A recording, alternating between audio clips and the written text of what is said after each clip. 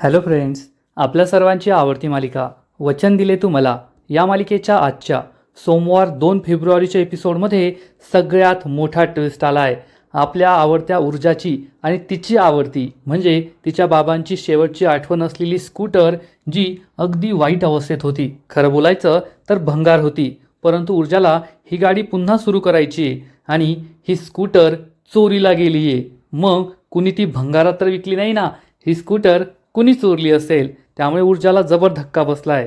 Friends, अजून हे मालिकेत दाखवलं गेलं नाहीये, परंतु याचं उत्तर असं आहे की ही स्कूटर दुसरं तिसरं कुणीही चोरली नसेल, तर ती चोरली असेल चक्क शौर्यने. आणि शौर्यला ती काय भंगारात विकायची नाहीये, परंतु शौर्यला ही स्कूटर पुन्हा एकदा सुरू करायची आहे. त्यामुळेच त्याने ही स्कूटर चोरली आहे. मग शौर्य हा काय करणार? या स्कूटरला नव्या रूपात, नव्या ढंगात, चालू अवस्थेत तो ऊर्जाला गिफ्ट करणार का? हे पाहणं खूपच इंटरेस्टिंग असेल. त्यामुळे हा व्हिडिओ शेवटपर्यंत नक्की पहा. फ्रेंड्स, आजच्या एपिसोडच्या सुरुवातीलाच हर्षवर्धनची लहान मुलगी तीर्था, जिचं लग्न विक्रांतबरोबर ठरलंय, ती हॉलमध्ये बसलेली असते. खूप दुःखी असते, विचारात गुंग झालेली असते. तेवढ्यात हर्षवर्धन तेथे येतो आणि तीर्थाजवळ बसतो. तीर्था खूप टेन्शनमध्ये हे त्याच्या लक्षात येतं आणि तो विचारतो, काय झालं बेटा, तू इतक्या टेन्शनमध्ये का आहेस? कसला विचार करतीयेस? आणि त्याच वेळेस शौर्यसुद्धा तेथे येतो आणि हर्षवर्धनच्या बाजूला जाऊन बसतो. तर तीर्था ही हर्षवर्धनला म्हणते, बाबा, माझं विक्रांतशी लग्न ठरलंय, परंतु पद्माने विक्रांतवर आरोप केल्यानंतर माझ्या मनात 24 तास तेच विचार सुरू असतात. मी कधी शांत बसण्याचा विचार केला, दुसरं काही करण्याचा विचार केला ना, तरीसुद्धा पुन्हा पुन्हा माझ्या मनात हेच विचार येत असतात की खरंच विक्रांतने हे केलं असेल का? या केसचा निकाल काय लागेल? पद्माने जे आरोप केले आहेत ते खरे असतील का? मग या विक्रांतशी माझं लग्न झालं तर काय होईल? हे ऐकून हर्षवर्धनला जबर धक्काच बसतो. शौर्यसुद्धा चांगला चिडतो आणि हर्षवर्धनला म्हणतो, बाबा, जर असं असेल तर आपण हे लग्न पोस्टपोन करायला हवं. पण हर्षवर्धन शौर्याच्या प्रश्नाचं उत्तरच देत नाही. तीर्था हर्षवर्धनला म्हणते, बाबा, सांगा ना, तुम्ही माझं लग्न त्या विक्रांतशी लावून द्याल का? जर विक्रांत हा खरा गुन्हेगार असेल आणि पद्माबरोबर त्याने हे सगळं केलं असेल तर. हर्षवर्धनला काय उत्तर द्यावं ते समजत नाही आणि तो गप्प बसतो. तर इकडे ऊर्जा ही डबा घेऊन घराबाहेर जात असते. पूर्वा तिला विचारते, कोणासाठी डबा घेऊन चालली आहे? तर ऊर्जा तिला सांगते, मी पद्मासाठी डबा घेऊन चालली आहे. पद्मा ही किती दिवसांपासून मला भेटली नाहीये. त्या केसनंतर ती पुन्हा कधी दिसलीच नाही.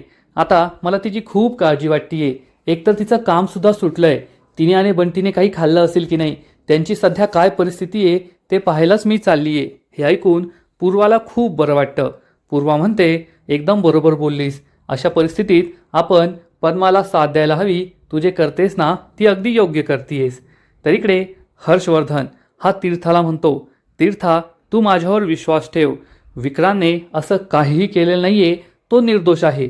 तर शौर्य विचारतो, बाबा, तुम्हाला हे सगळं का वाटतं की त्याने हे केलं नसेल आणि तो निर्दोष आहे? तर हर्षवर्धन म्हणतो, कारण जसं मी तुला लहानचं मोठं होताना पाहिलंय ना, तसं मी विक्रांतला सुद्धा लहानचं मोठं होताना पाहिलंय. आणि तो तीर्थाला प्रश्न विचारतो, तू मला सांग, उद्या जर शौर्यवर असा आरोप कोणी एखाद्या मुलीने लावला की शौर्यने तिचा विनयभंग केलाय, तर तू त्यावर विश्वास ठेवशील का? तीर्था म्हणते, नाही बाबा, मी स्वप्नात सुद्धा या गोष्टीवर विश्वास नाही ठेवू शकत की शौर्यदादा असं काहीतरी करू शकतो. तेव्हा हर्षवर्धन म्हणतो, तेच मग, त्यामुळे विक्रांतवर सुद्धा माझा पूर्ण विश्वास आहे आणि विक्रांत असं कधीच करू शकत नाही आणि विक्रांतने हे कधी केलंच नसेल. पद्मा हे फक्त पैशांसाठी करतीये आणि तिला फूस आहे त्या ऊर्जा शिंदेची. ऊर्जाचं नाव ऐकून शौर्याला मोठा धक्काच बसतो. हर्षवर्धन सांगतो, त्या ऊर्जाच्या बाबांची आणि माझी रायव्हलरी होती. त्यांना अनेक वेळेस मी हरवलंय आणि त्याचा बदला घेण्यासाठी ही ऊर्जा हे सगळं काही करतीये. तिने पद्माचा वापर करून माझ्या विरुद्ध ही केस लढवलीये. आणि तू काळजी करू नको. एक गोष्ट लक्षात ठेव तीर्था, मला तू आणि शौर्य सगळ्यात जास्त महत्त्वाचे आहात. तुम्ही माझी पिल्लं आहात आणि तुमच्यापेक्षा मला काहीच जास्त महत्त्वाचं नाहीये. मी कितीही मोठा वकील असलो, माझी प्रतिष्ठा असली, तरी माझी मुलं माझ्या सगळ्यात जास्त महत्त्वाची आहे. आणि मग मी त्यांचा बाप सगळ्यात आधी आहे. त्यामुळे जर मला उद्या एखादी कुणकुण जरी लागली की हे सगळं विक्रांतनेच केलंय, विक्रांत दोषी आहे, तर मी कधीही त्याला माफ करणार नाही आणि तुझं लग्न मी कधीच त्याच्याशी करून देणार नाही. हे ऐकून तीर्थाला खूप आनंद होतो. पण शौर्याला मात्र संशय येत असतो की नक्कीच हर्षवर्धन काहीतरी आपल्यापासून लपवतोय. आणि आपल्या सर्वांना माहिती आहे की हर्षवर्धन हा लपवाछपी करतोय फक्त स्वतःच्या मुलांचा विश्वास जिंकण्यासाठी. त्याची ही पोपटपंची सुरू आहे. तर इकडे पूर्वा ही ऊर्जाकडे कौतुकाने पाहत असते. ऊर्जा विचारते काय झालं आई. तर पूर्वा प्रेमाने तिच्या गालावर हात ठेवते आणि म्हणते मला खरंच तुझं कौतुक वाटतंय. आजच्या जगात कुणीही कोणाचा एवढा विचार करत नाही. नाहीतर केस संपली, विषय संपला. पण तू पद्माचा एवढा विचार करतेय आणि खरंच पद्माला जाऊन सांग की हे घर तुझंच आहे आणि तुला जेव्हा गरज असेल तेव्हा तू येथे येऊ शकतेस. ऊर्जा म्हणते नक्की सांगेल आणि ती तेथून निघून जाते. पूर्वाला ऊर्जाचा खूप अभिमान वाटतो. तर इकडे ऊर्जा ही पद्माच्या घरी पोहोचण्याआधीच शौर्य हा पद्माच्या घरी पोहोचतो. पद्मा तिच्या घरात काम करत असते. शौर्य तिला आवाज देतो. शौर्याला पाहून पद्माला खूप आनंद होतो. पद्मा म्हणते या ना आतमध्ये दादा. शौर्य तिच्या रूममध्ये येतो. तेवढ्यात बंटी तेथे येतो आणि विचारतो ताई हे कोण आहेत. तर पद्मा सांगते मी ज्या साहेबांच्या घरी काम करते ना हा त्यांचा मुलगा आहे. त्यामुळे बंटीला खूप आनंद होतो आणि तो त्याला नमस्कार करतो. शौर्य म्हणतो अरे वा खूप छान संस्कार केले तुझ्या आईने तुझ्यावर. आणि बंटी हा खेळायला बाहेर निघून जातो. पद्मा त्याला बसायला सांगते. शौर्य हा पद्माला विचारतो कशी आहेस. पद्मा सांगते ठीक आहे. शौर्य विचारतो तुझ्या नोकरीचं काही झालं का. तर पद्मा सांगते नाही अजून काही नाही झालं. काही लोकांना सांगून ठेवलंय पण आज होईल उद्या होईल असं लोक म्हणतात. आणि नोकरी मिळणं एवढं सोपं नाही ना. मी घरकाम शोधतीये आणि घरकामाच्या बायका या ठरलेल्या असतात. बदलीची कामं अधूनमधून मिळतात परंतु ती रोजच मिळत नाही. शौर्य विचारतो पैसे आहेत का. पद्मा सांगते हो आहेत. काही दिवस पुरतील एवढे नक्कीच आहेत. आणि मी नवीन नोकरी शोधतीये. नोकरीसुद्धा भेटेल. तेव्हा शौर्य हा चक्क त्याचं पाकिट बाहेर काढतो आणि पाकिटातले सगळे पैसे पद्मासमोर ठेवतो आणि म्हणतो घे हे पैसे. पैसे पाहून पद्माला जबर धक्काच बसतो. ती शौर्याकडे रागारागाने पाहू लागते आणि म्हणते शौर्य दादा मला तुमच्याकडून ही अपेक्षा नव्हती. शौर्याला कळतच नाही की त्याने काय चुकीचं केलंय. तर इकडे ऊर्जा सुद्धा पद्माच्या चाळीत पोहोचते आणि चाळीत पोहोचताच तिला बंटी दिसतो. ती म्हणते अरे वा बंटी काय चाललंय. तर बंटी म्हणतो काही नाही मी खेळतोय. तू सुद्धा आलीस का. शौर्य दादा सुद्धा आलाय. हे ऐकून ऊर्जाला आश्चर्याचा धक्काच बसतो. ऊर्जा विचारते शौर्य येथे आलाय आणि तू शौर्याला कसं ओळखतो. बंटी हा ऊर्जाला चक्क शौर्याचं सत्य सांगणार असतो की शौर्य दादा माझी ताई जिथे काम करायची ना त्यांचा मुलगा आहे. पण तेवढ्यात त्याला त्याचा मित्र हाक मारतो ए बंटी चल लवकर. आणि बंटी ऊर्जाला काही न सांगता तेथून निघून जातो. ऊर्जाला कळतच नाही की शौर्य येथे का आलाय आणि त्याचं पद्माकडे काय काम असेल. आणि ती पद्माच्या घराकडे जायला निघते. तर इकडे पद्माला खूप राग येतो आणि पद्मा शौर्याला विचारते दादा मला तुमच्याकडून ही अपेक्षा नव्हती. तुम्ही असं कसं काय करू शकता. शौर्याला कळतच नाही की त्याचं काय चुकलंय. तो तर पद्माला पैशांची मदत करतोय. तर पद्मा म्हणते शौर्य दादा तुमचे बाबा सुद्धा येथेच आले होते. त्यांनी सुद्धा मला पैसे दिले आहेत. हे ऐकून शौर्याला जबर धक्काच बसतो. शौर्य विचारतो काय बाबांनी तुला पैसे दिले. आणि मग पद्मा त्याला झालेला सगळा प्रकार सांगते की हर्षवर्धन तिच्या घरी आला होता आणि ही केस करू नको पोलिसात तक्रार करू नको म्हणून तिला चक्क 2 लाख रुपये त्याने दिले होते. आणि पद्मा ही शौर्याला सांगते साहेब येथे आले होते. त्यांनी मला फक्त पैसे दिले नाही तर मला धमकीसुद्धा दिली. मला घाबरवलं आणि मला ही केस करू नको विक्रांतच्या विरुद्ध लढू नको असं सांगितलं. शौर्य दादा मी तुम्हाला खरं सांगते जर त्या दिवशी साहेब म्हणाले असते ना की ही केस करू नको आमच्या कुटुंबाची खूप बदनामी होईल तर मी ही केस केली नसती पोलिसांमध्ये गेली नसते. परंतु त्यांनी मला असं सांगितलं की तू हे पैसे घे आणि तोंड बंद ठेव. त्यांनी माझ्या अब्रूची किंमत केली. मला विकत घेण्याचा प्रयत्न केला. त्यामुळे माझा जो स्वाभिमान होता ना तो दुखावला गेला. आणि मग त्या दिवशी मी ठरवलं नाही मी ही केस लढणार. मी माझ्या बाबांविरुद्ध तुमच्या बाबांविरुद्ध लढणारच. हे ऐकून शौर्याला जबर धक्काच बसतो. तर इकडे ऊर्जा ही पद्माच्या घरी येत असते. शौर्य चिडतो दुःखी होतो आणि पद्माला म्हणतो पद्मा मी काय माझ्या बाबांसारखा नाहीये. तुला ज्यांनी पैसे दिले ना ते खूप मोठे वकील आहे. मी त्यांचा मुलगा जरी असलो ना तर मी हर्षवर्धनचा मुलगा म्हणून नाही तर तुझा भाऊ म्हणून येथे आलोय. तर पद्मा ही त्याला पैसे देते आणि म्हणते हे पैसे तुम्ही साहेबांना परत करा. शौर्य म्हणतो मी त्यांचा मुलगा म्हणून येथे आलेलोच नाहीये. तर हे पैसे मी कसे घेऊ, हे पैसे मी नाही घेणार, आणि तुला परत करायचे असतील तर तू त्यांना ते परत करून टाक, पण हे पैसे तुझा मोठा भाऊ तुला देतोय, तुझ्यासाठी देतोय, तुझी काळजी वाटली म्हणून देतोय. हे ऐकून पद्माला खूप वाईट वाटतं की उगाचच आपण शौर्याला एवढं वाईट बोललो. आणि त्याच वेळेस ऊर्जा तेथे येते. शौर्य हा पद्माला पैसे देतोय हे ऊर्जा पाहते आणि शौर्य हा ऊर्जाला म्हणतो हे पैसे घे. तर इकडे पूर्वाचं घरी कुणीतरी येतं. पूर्वा ही दार उघडते तर घाटपांडे सर असतात आणि तिला मोठा धक्काच बसतो. ती विचारते, घाटपांडे सर तुम्ही येथे कसे? तर घाटपांडे म्हणतो, सगळे येथेच विचारणार आहेस का, आतमध्ये नाही बोलवणार का?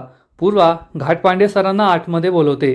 घाटपांडे सर हेच आहेत जे पूर्वा जी बचत गट चालवते ना, त्या बचत गटाचे वरचे साहेब आहेत, पूर्वाच्या पेक्षा मोठे साहेब. आणि ते पूर्वाला म्हणतात, एक खूप मोठा घोटाळा झालाय, पैशांची अफरातफर झाली आपल्या बचत गटामध्ये. हे ऐकून पूर्वाला जबर धक्काच बसतो. ती खूप घाबरते, तिला घाम फुटतो आणि ती विचारते, पैशांची अफरातफर कुणी केली आहे? पैशांची अफरातफर? तर हा घाटपांडे सांगतो, शेजारच्या चाळीत एक बाई राहते ना, ती सुद्धा आपल्या बचत गटाचं काम करते आणि तिने या सगळ्या बचत गटाच्या पैशांमध्ये खूप मोठा घोळ घातलाय, 5,000 रुपयांचा घोळ. हे ऐकून पूर्वाला मोठा धक्काच बसतो. तिला वाटतं की ठीक आहे, माझ्या विरुद्ध काही तक्रार नाहीये, पण त्या बाईने फक्त 5,000 रुपयांचा घोटाळा केलाय, तर एवढं सगळं होतंय. घाटपांडे सर आपल्या घरी आलेत आणि पूर्वाने तर 12,500 रुपयांचा घोटाळा केलाय. 25,000 तिच्याकडे फक्त 12,500 रुपये आहेत. त्यामुळे पूर्वा चांगलीच घाबरते. तर इकडे शौर्य आणि पद्माला माहीतच नसतं की ऊर्जा त्यांचं बोलणं ऐकते. आणि शौर्य हा पद्माला म्हणतो, पद्मा हे पैसे घे, मी तुझा मोठा भाऊ म्हणून तुला हे पैसे देतोय. मला माहिती आहे तुझा स्वाभिमान दुखावला जाईल, पण मी तुझा स्वाभिमान दुखवायला हे तुला पैसे नाही देते. तू जर लाचार असती ना तर ठीक आहे, पण मी तुला लाचार समजून नाही, तर तू अडचणीत आहे माणुसकी म्हणून तुला हे पैसे देतोय, मोठ्या भावाच्या हक्काने हे पैसे देतोय. आज तुला गरज आहे म्हणून मी तुझी मदत करतोय, उद्या मला गरज असेल तर तू माझी मदत कर, त्यात एवढी मोठी गोष्ट नाहीये, आणि हे पैसे घे. ऊर्जा हे सगळं पाहते आणि शौर्य हा किती मोठ्या मनाचा आहे, दिलदार आहे, प्रेमळ आहे, हे पाहून तिला सुद्धा बरं वाटतं. तर इकडे पूर्वा खूप घाबरलेली असते आणि विचारते, पण तुम्ही एवढ्या रात्री येथे का आला आहात? तर हा घाटपांडे सांगतो, कारण आपले जे सगळ्यात मोठे साहेब आहेत ना, त्यांना या घोटाळ्याबद्दल कळलंय आणि त्यांनी मला लवकरात लवकर सगळं ऑडिट करायला सांगितलंय, आणि त्यामुळेच मी तुझ्याकडे सगळ्यात लवकर आलोय. कारण मला माहिती आहे तुझा हिशेब अगदी चोख असतो. तू त्या हिशेबाचे सगळे पैसे मला आता देऊन टाक, म्हणजे मला ऑडिटला सुरुवात करता येईल. पूर्वाला जबर धक्काच बसतो, कारण 25,000 रुपये जमा झाले तिच्याकडे आणि तिच्याकडे पैसे नाहीये. घाटपांडे म्हणतो, पूर्वा जास्त उशीर करू नको, कारण मला लवकरात लवकर ते ऑडिट पूर्ण करायचं आहे. उद्या आपले जे सगळ्यात मोठे साहेब आहेत ना, तेच चाळीमध्ये येणारे, चाळीतील बायकांशी बोलणारे, आणि मगच निर्णय होईल. कारण आपल्याकडे खूप साऱ्या बायकांचे पैसे असतात. बचत गटाचे पैसे हे गरीब बायका त्यांचं पोट कापून भरत असतात, आणि त्यात घोटाळा केलेला मोठ्या साहेबांना चालणार नाही. पूर्वा खूप घाबरते आणि म्हणते, पण 4 दिवसानंतर ऑडिट होतं ना? तर हा घाटपांडे सांगतो, हो 4 दिवसानंतर ऑडिट होतं, परंतु आता ऑडिट आजच होणार आहे आणि मला आजच तुझ्याकडून जमा असलेली रक्कम आणि सगळ्या एंट्र्या हव्या आहेत. पूर्वाला काय बोलावं ते समजतच नाही. आता आपलं काही खरं नाही, आपण सुद्धा 12,500 रुपयांचा घोटाळा केलाय. पर्सनल कामासाठी बचत गटाचे पैसे वापरले आहेत हे घाटपांडेला समजणार आणि आपलं हे सुद्धा काम जाणार, म्हणून पूर्वा खूप घाबरते. तर इकडे शौर्याचा दिलदारपणा सुरूच असतो. शौर्य हा पद्माला म्हणतो, पद्मा कसला विचार करतेस, घे हे पैसे, मोठा भाऊ म्हणून घे, आणि मी तुला इथे विकत घ्यायला वगैरे नाही आलोय, तुझी मी किंमत नाही करत आहे, फक्त एक मोठा भाऊ म्हणून माझी जबाबदारी, माझं कर्तव्य म्हणून मी तुला हे पैसे देतोय. पद्माला खूप बरं वाटतं. ऊर्जा हे सगळं पाहत असते आणि ती खूप खुश होते आणि विचार करते, खरंच कसला आहे हा मुलगा, किती दिलदार आहे, त्याला प्रत्येकाचा किती विचार आहे, किती चांगला मुलगा आहे हा. आणि ती सुद्धा शौर्याच्या प्रेमातच पडते. शौर्य किती चांगला आहे हे तिला सुद्धा कळतं. तेवढ्यात बंटी तेथे येतो आणि म्हणतो, अगं ऊर्जाताई तू बाहेर का उभी आहेस, जा ना आतमध्ये. आणि हे ऐकून शौर्य आणि पद्मा दाराबाहेर पाहतात. ऊर्जाला पाहून शौर्याला जबर धक्काच बसतो. ऊर्जाने आपल्या बाबांबद्दल काही ऐकलं तर नाही ना, अशी भीती शौर्याला वाटत असते. आणि आजचा एपिसोड तेथेच संपतो. फ्रेंड्स, या मालिकेचा आजचा एपिसोड तर खूप भारी होता. एकानंतर एक भारी ट्विस्ट आले. मग या मालिकेचा पुढील एपिसोड आणखीन भारी असणारे, सगळ्यात मोठा ट्विस्ट येणारे. मग नेमकं घडणार तरी काय? तर फ्रेंड्स, पुढील एपिसोडमध्ये आपण पाहू की ऊर्जा शौर्याचं खूप कौतुक करेल आणि म्हणेल, खरंच तू किती चांगला आहेस. आणि शौर्याला ती सांगणार की आपल्याला आपल्या केसबद्दल ही खूप मोठी लीड मिळाली आहे आणि आता ही केस आपणच जिंकणार. त्यामुळे शौर्यालाही आनंद होईल. तर इकडे घाटपाडेला उत्तर देता देता पूर्वाच्या नाकी नऊ येतील की त्याला काय सांगावं, पैसे कोठे गेले आहेत. आणि जेव्हा ऊर्जा घरी येईल तेव्हा तिला जबर धक्का बसणार, कारण तिच्या बाबांची जुनी स्कूटर जी तिने इतक्या दिवसांपासून जपून ठेवली आहे ती स्कूटर गायब होणार आहे. मग ही स्कूटर कुणी गायब केली? शौर्याने तर नाही ना? हे तर आपल्याला पुढील एपिसोडमध्ये कळेल. फ्रेंड्स, तुम्हाला सुद्धा वचन दिले तू मला ही मालिका आवडते ना? नक्कीच कमेंट करून सांगा. आणि या मालिकेचे असेच नवीन नवीन अपडेट्स सर्वात आधी जाणून घेण्यासाठी व्हिडिओला लाईक करा, शेअर करा, चॅनलला सबस्क्राईब करून बेल आयकॉनवर क्लिक करा. म्हणजे या मालिकेचे नवीन नवीन एपिसोड तुम्हाला सर्वात आधी पाहायला मिळतील. खूप खूप खूप धन्यवाद.